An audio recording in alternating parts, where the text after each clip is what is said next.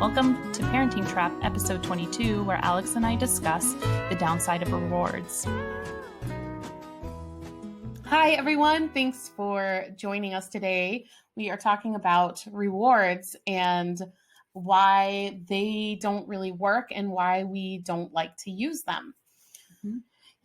Yeah, I think we have mentioned it before, and I thought it would be important to address because we've gone over different types of punishments quite a bit, and we're pretty clear about that. And we've mentioned rewards, like, rewards and punishment. And so I thought it'd be fun to do this deep dive. Yes, because rewards. Well, because a lot of people think that peaceful parenting does support rewards. It's kind of this positive. You try and use positive reinforcements.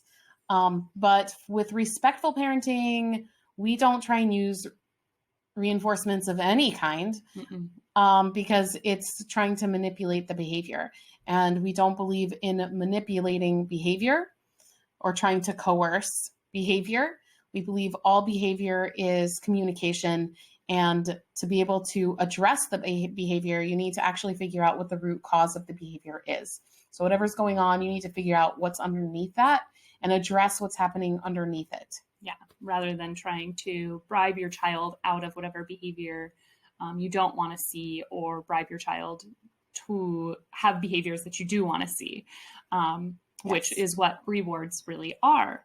And we don't necessarily really think of it like that, but when you really dig in, that's what it is. So there's the issue of what I just mentioned. And then the other side of it is that we're going to talk a little bit about, is the fact that rewards don't even really work. So you may be thinking, well, then how in the world am I supposed to get my child to brush their teeth if I don't offer them, ice cream, whatever it is, or a video, right?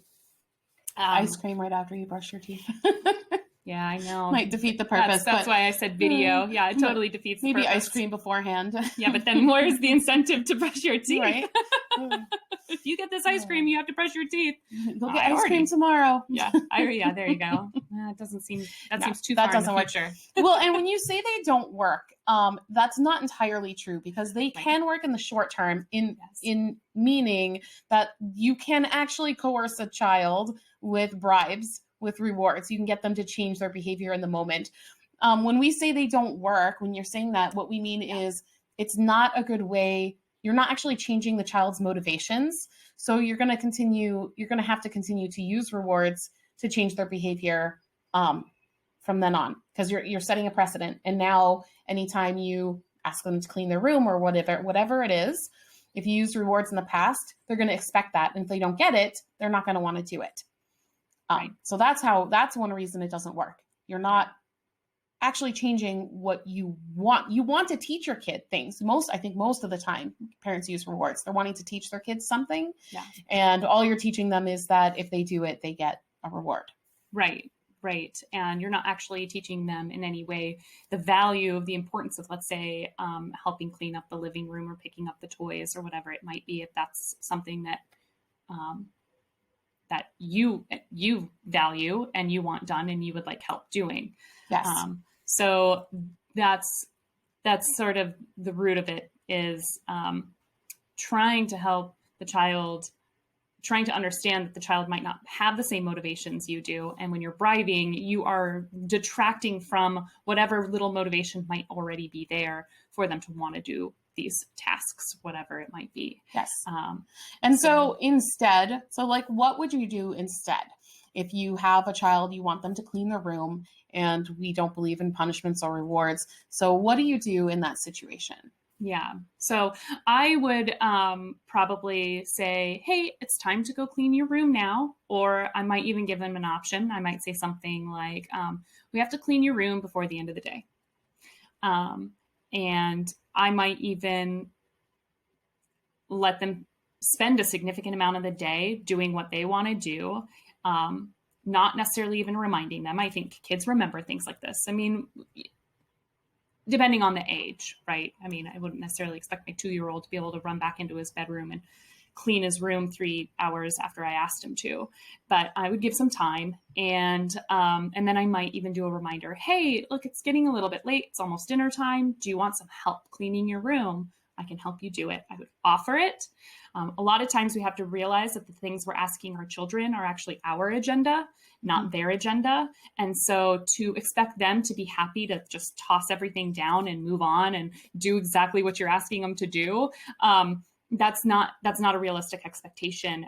Think about any time that you've had people ask you to do things. You usually don't want to be told to do it right now. You want to be told, asked, hey, do you mind helping me with this when you get a chance? So you get to choose the time, you get to choose how it's going to be done, and you have more control over the situation. So kids are going to be more receptive to that too. Yes, they're going to be a lot more willing to cooperate when you take this approach. Another thing I would add to that is if they still refuse, I've heard Robin Enzig say this on Visible Child. She says, it's okay. I know you'll help next time. And it shows grace. It shows that we love them and that we want to help them. And I think you'll be surprised how far that goes. And they might jump in and help as you're working to do it. They might not, but they're definitely going to be more likely to do it next time.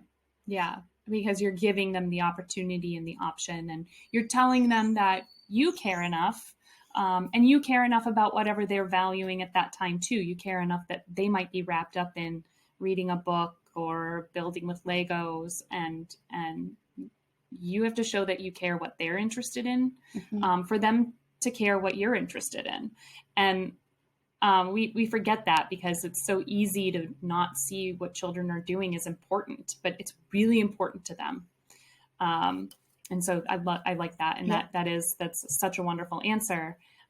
I've even heard stories of kids just doing something and being like, oh, Mom, I cleaned my room because I know you like it clean. Yes. And it's just, and they will be more likely to do those things. You're not going to I haven't ever heard of a story where a kid came running out and said, Mom, I cleaned my room. I get my M&Ms now. They'll usually wait till you ask, because you're probably asking a lot, and wait for you to offer those. That did happen. Rewards. That did happen to me. Oh, really? Because before I knew about respectful parenting, my oldest was about 2. We tried to do potty training, and we offered like little candies if you went to the bathroom in the toilet. And so what he did was he just would run to the toilet and just dribble like the little tiniest bit of pee, be like, I peed in the potty. And it's like, okay, here you go. And it was just so much candy. And then where do you draw the line? It's like, no, it has to be a real pee. Well, what's a real pee? Right. How do you get to determine what's real pee for your child? Right. Oh man. Yeah. So we realized pretty quickly that was not helping or working at all. Yeah. Yes. That makes perfect sense. Wow. That's so funny.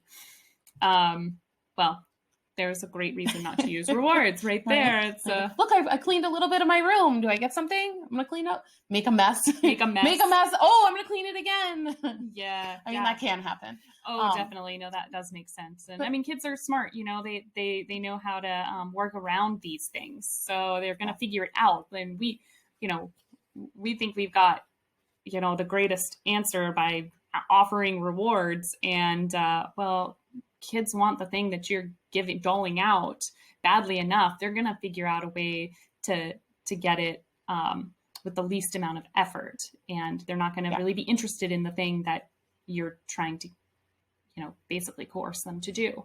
So, it's never going to be help. Kids are willing to help you. And that's the thing that you have to remember. They really are willing to help you do these tasks without rewards at all. But we just need to show that, if you have, if you sort of build your family's interactions with collaboration and helpfulness, then they're going to be more likely to chip in. You help them do their stuff that they've asked for your help, then they're going to be more willing to help you when you ask them for their help. Yes, absolutely. Yep. We need to be the people that we want to see our children become. And that starts with us showing them grace, empathizing with them, helping them, all that stuff. Yeah. Yes. If we want them to help us when we ask for it, we have to help them when they ask for it. Right. And do it enthusiastically, not with like annoyance. Yes. If your kid is like, no, I'm not going to clean my room, don't say, fine, I'm sure you'll help next time, and then do it angrily. Mm-mm. That doesn't feel good. Yeah. Then you're just guilt. Then you're actually using, it's a similar thing. You're kind of using trying to shame them. And I would call that like, I mean, Alfie Kohn talks about this sometimes, and sounds extreme. It's emotional manipulation and love withdrawal. So it's like you're basically telling that there's things that your child does that you don't love in them, and it's when they don't do what you say, and that's that nobody likes that feeling. And you might think, no, of course I love my child. Yes, we all love our children, but what are our actions showing our children? Yeah. So when your action is showing that you're annoyed and angry with them, and but we get in those moods. Sometimes we don't feel like cleaning our room, and they're not going to necessarily, get that urge to be inspired to clean their room every single time you want it done. So, I kind of keep reiterating that point, but I think it's an important one to remember.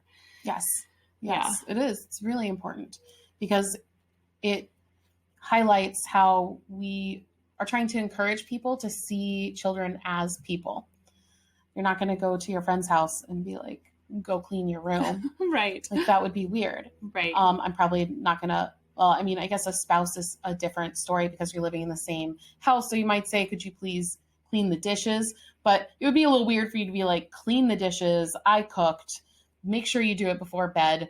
That just feels like a not a very respectful way to communicate. Yeah. Especially, and might build some resentment. Yeah, especially if it's like, imagine your partner is like watching a television show when you walk up and you turn it off and then you say, it's time to do the dishes now. Like, could you imagine somebody did that to you? You said you were going to do them yesterday. And I saw that they weren't done this morning. It's time to go do them now. Right. I think any one of us in that circumstance, I don't really know a person that does that to their spouse. It probably does happen. But I'm sure that it doesn't feel great, and it seems like there really needs to be an improvement in communication if that's what's going on. Right. So why do we treat our children that way? I would say that is a toxic way to communicate. It can breed toxic relationships, and we need to model healthy relationships with our kids. Yes. So we do that through our relationships with other people, but especially with our relationships with them. So the way we treat them, they're going to learn to treat us and other people that way. Yeah.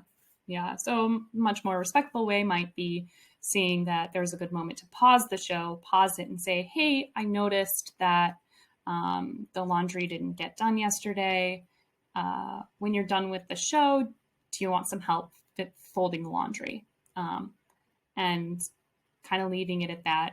Maybe even just when the show's done, start folding laundry and see if they get up and help you do it. I think you'd be surprised, and keep trying along those lines, because kids, it can take a long time. Especially if you've been in the cycle of rewarding. It's hard to break out because they're going to have these different expectations. They're going to have their motivations are going to be focused on the rewards rather than like, well, what do I get out of it? So you might hear that a lot, and then you just need to be patient and say, oh, nothing, we're not doing that anymore in this household. I'm sorry I did that, but I would love your help. I'm going to go do that now. And, this isn't like gonna necessarily, it won't happen overnight. If you've already established this routine with them. Yeah. You need to build trust back up. Mm-hmm. So they need to know that you are genuine when you say that. They're not going to believe you at first. They're going to think like, what's the catch? Like it'll take a while for them to realize that you are genuinely wanting to help them and build this respectful, healthy relationship with them. Yeah, absolutely. And this, so I feel like a lot of this conversation is kind of focusing on even slightly older kids, younger kids. It's the same. It's the same, but I think it's so much easier to think, well, it's my 2-year-old, you know, I have a 2-year-old right now, and it's their motivations are all over the map. They're just, you know, they're super dysregulated, and in a lot of ways it seems like it would be so easy to be like, you know, oh, do this one little thing, come on inside, we have to go inside and I'll give you a cracker or whatever, a cookie, you know, something along those lines. And it seems like such a small little, it's not that bad, this isn't really bribing, or, you know, how else do you get a 2-year-old to do something? But there are other ways, and even if that means that you need to like scoop up your 2-year-old from outside and carry them inside crying, you might be thinking, well, that sounds pretty awful, but you're showing your kid that this is what's important to me, and it's okay to sometimes confidently move forward. You don't have to bribe them all the way through their lives. Right. So in that situation, you're trying to use a bribe to reduce the amount of upset that they might feel from something that has to get done, like come inside and stop playing because it's dinner time, whatever the thing is. So, and in that situation, I would say it's important that we realize we are not responsible for their feelings. It's healthy and good for them to experience negative emotions and learn that how to work through that, and that they can work through that. So empathizing, being there for them, loving them, giving them space if they need space, keeping them safe, everyone else and everything safe around them, is great. And this parenting style is really hard. It takes a lot of attention to like what you're saying and the actions you do, and helping, you know, keep people safe, really, because when 2-year-olds or 3-year-olds get upset, there's usually a lot of crying and hitting and screaming and thrashing, throwing, yep, biting, yep, yeah. So and it's challenging, and so I feel like our job is to keep them safe while making sure they know that we love them. You can be empathetic. You can say, you really wanted to stay outside. I hear that you didn't want to come inside. You look really mad right now. You look really upset. You can also help them with coping techniques. So like, you look so mad. Sometimes when I feel mad, I like to clench my fist and go, "Arr! Can you show me your mad face?" And you can do that, and then they can do that, or scream, or try and get it out. I've gotten pillows before and had my kids hit pillows. Yeah. So you can help them do that. But my kids will sometimes try and bite me, and I'll push back, because, you know, sometimes he wants to be both on me and biting me, and I won't, don't want him to actually hurt me. So I say, I'm not going to let you bite me. If you want to bite something, you can bite this. And I'll grab the closest thing I can find that's safe to bite. You know, that seems satisfying to bite too. You know, I've got like foam mat in the kids' playroom, and that seems like a good one. Like, you can always bite this, or I'll give them like a, you know, bottle or something. Towels, good pillows. So there's definitely healthy outlets for that kind of behavior. It's not just, it's so easy to get wrapped up in that you bit me and now you're in big trouble, right? And not recognize that what's going on for the kid is a legitimate upset about probably something that we did to them. That was very important to them. So they're not doing it to upset us. They're not doing it to give us a hard time. They're doing it because they're genuinely upset. Yeah. And to them, it's a big deal. To us, it wasn't a big deal. It's dinner time. They go outside all the time. They'll be able to go outside after dinner or whatever it was. A lot of times it's not a big deal to us. It's a very big deal to them. Yeah. And if we take that seriously, then when things are a big deal to us, they learn that they learn how to appropriately respond. Yeah. Right? And that's what we want. Yeah. We want to teach them that. Yeah. We want them to get the intrinsic motivation and do what's right intrinsically, not for external rewards. Right. So that includes any kind of bribing, sticker charts. A lot of parents, and I see that in some of the, you know, peaceful parenting groups, sticker charts and sort of positive reinforcement, if that's a term that you're familiar with, which is when you see a behavior that you say, good job. Yeah, that's a positive reinforcement. Praising. to try and, get more of that behavior out of them in the future, and hopes that inspires them to be, Yes. Oh, I just thought of something. Yeah. We probably should do an episode on good girl, good boy, which is another one that you shouldn't say. Well, isn't that the same as good job? No, because one is good job. You're saying that they did something good. Okay. The other is saying they as a person are good. Oh. Yeah. So. Oh, well, yeah, interesting. That's very nuanced. Okay. Well, it is. Well, we'll table that for another one. Right. I don't want to talk about that right now, but yes, I think that when we start identifying the individual in any way, and that's that conditionality, right? Mm-hmm. It's a really great book. So there's actually 2 good books that I would recommend, and I understand a lot of parents don't have time to read this. These are both on Audible, so you can get the audio files too. Punished by Rewards by Alfie Kohn. I'll put a link in the show notes to that. And it is the most comprehensive book I have ever read on the reasons rewards are not good. Not just not good, extremely bad. And it's super great. Half of it is citations. It's such a wonderful book. And then the other one that I really recommend is Unconditional Parenting by the same author, Alfie Kohn.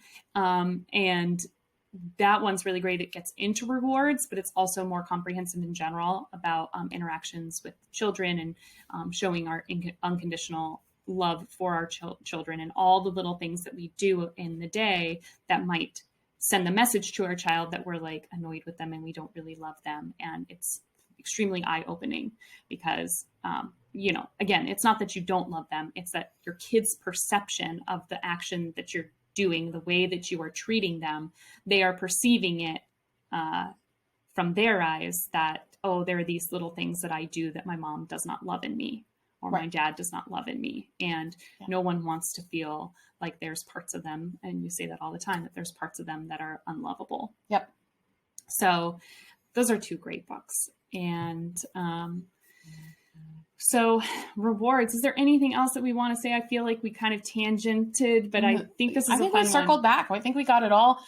We need to do an episode on schools where they use rewards in schools. Yes. Grades are another form of it, but I don't want to talk about that today because that's a whole big subject. Sports, medals, winning teams, right? So, grades, valedictorian. Oh, there you go. There's one. There's only one spot for that. So we'll get into that at some point. But if you have any questions, you can send us an email at questions@parentingtrap.com. And like, share, subscribe, please, if you like what you hear. And tell us what you think, and give us questions. If you are in a weird parenting situation and you don't know what to do, if you're having a similar issue pop up all the time, or maybe you were at the park. I know I had a lot of awkward situations at the park where another kid that I don't know did something with my kid and I didn't know how to handle it. So those are all really fun to discuss. Yeah. Awesome. Thanks, guys. Bye.